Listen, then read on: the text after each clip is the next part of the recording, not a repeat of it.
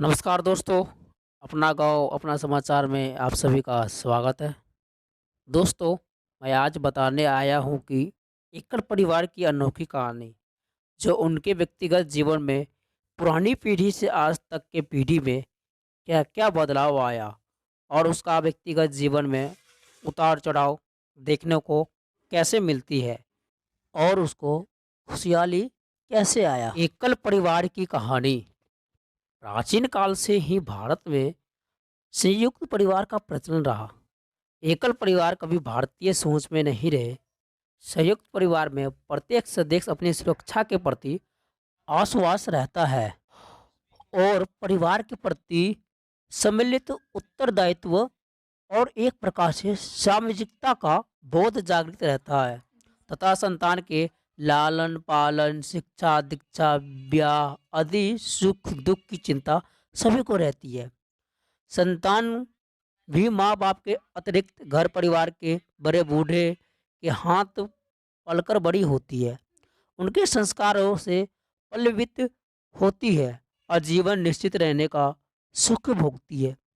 बड़ों के प्रति अपने उत्तरदायित्व को महसूस करती है। इस प्रकार संयुक्त परिवार को बचपन में यौवन और बुढ़ापा का सभी आनंद बीतते हैं। अब संयुक्त परिवार में प्रथा के टूटने से परिवार में बिखराव आ गया।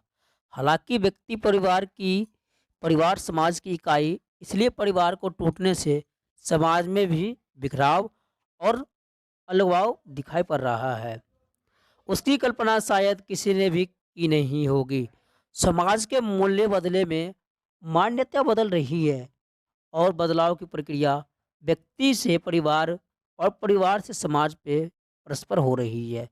लगता है जैसे नई पीढ़ी का अनुशासन को बंधनों का नाम देती हुई धीरे धीरे उच्च श्रृंखला की ओर बढ़ रही है। परिवारों में बिखराव के पीछे पुरानी पीढ़ी और नई पीढ़ी का वैचारिक संघर्ष भी है।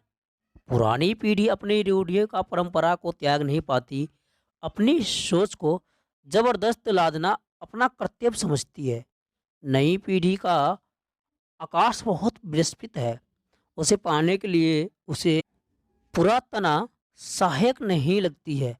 विचारों का संघर्ष तो ही नहीं, पीढ़ी और नई आकर्षों का दबाव भी है। उनमें स्वयं और आह का प्रदान होता है। जरा पुरानी पीढ़ी अपने संस्कारों और मर्यादों में बंधी रहती है, लेकिन नई पीढ़ी उन पर कठोर घात करने की उतारू हो जाती है। जबकि इन दोनों में सामंजस्य ना हो, परिवार का विघटन होता है। लेकिन देश के लिए यह शुभ लक्षण नहीं है। दोनों पीढ़ियों को समय और परिस्थितियों के अनुकूल अपने अपने दृष्टिकोण में परिवर्तन लाना होगा। जब परिवार में परस्पर सद्भावना, सहयोग, प्रेम, त्याग आदि को प्रबल होगी, तभी तो सुखी होगी और परिवारों में खुशहाली होगी। आज की बढ़ती हुई महंगाई और भाग दौड़ की भरी जिंदगी में एकल परिवार केवल नुकसान ही नहीं, बल्कि कई फायदे में भी है। आज के समय में आर्थिक हालात ऐसे नहीं कि घर का कोई एक सदस्य पैसा कमा कर लाए और बाकी सदस्य उतने ही संतुष्ट अपना जीवन यापन करे। जबकि पहले परिस्थितियों में ऐसी नहीं थी। पहले एक व्यक्ति की आमदनी पूरे परिवार में पेट पालने के लिए काफ़ी थी। इसलिए वक्त लोग संयुक्त परिवार को महत्व समझते थे। लेकिन आज के दौर में, बदलते दौर में संयुक्त परिवार का व्यवहारिक पर चीन लगाना अभिभावक है। तो दोस्तों, आज के प्रतिस्पर्धा में समाज में पति पत्नी दोनों कमाते हैं और अपने बच्चे के उज्जवल भविष्य के लिए हर संभव को प्रयास भी करती है। लेकिन उनके बच्चे आगे चलकर अच्छा स्थान, मान, प्रतिष्ठा को धन प्राप्त कर पाए, लेकिन साथ में समाज एक प्रतिष्ठित नागरिक की तरह जीवन बिता सके। समाज में मनुष्य की सामाजिकता प्रतिष्ठा भी उसी धन सृजन क्षमता पर ही निर्भर करती है और परिवार सदस्यों की संख्या में अधिक होने से धन अर्जित कराने में बाधा बनकर उभर आ सकती है। लेकिन एकल परिवार में बेहतर विकल्प साबित हो सकते हैं। तनाव भरी जीवन शैली में मनुष्य की सहन शक्ति में भी कमी आने लगी। छोटी छोटी बातों पे गुस्सा आने लगता है, जिसमें संबंध खराब होने की संभावना कई गुना बढ़ गई है। लेकिन परिवार के सदस्य जितने कम होंगे, उतना मनमुटाव, आकांक्षा उतना ही कम होगी। ऐसी स्थिति में केवल परिवार के ही सार्थक सिद्ध होते हैं। लेकिन दोस्तों, ऊपर दिए गए आधार पे यह कहा जाता है कि परिवार में टूटने की वजह से सामाजिकता, आर्थिकता, इतिहास में भी समान रूप उत्तरदायी होता है।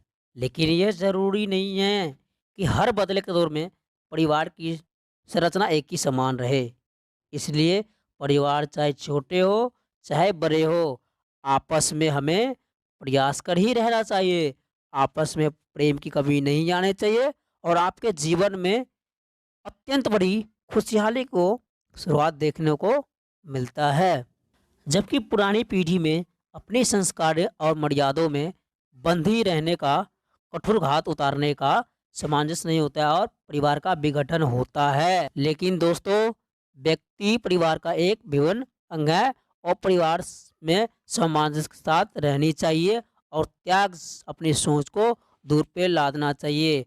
अब समाज के मूल्य बदलते हुए बदलाव की प्रक्रिया में समाज परिवार के परस्पर होती है और बंधनों को नाम देकर परिवार में ही रहती है।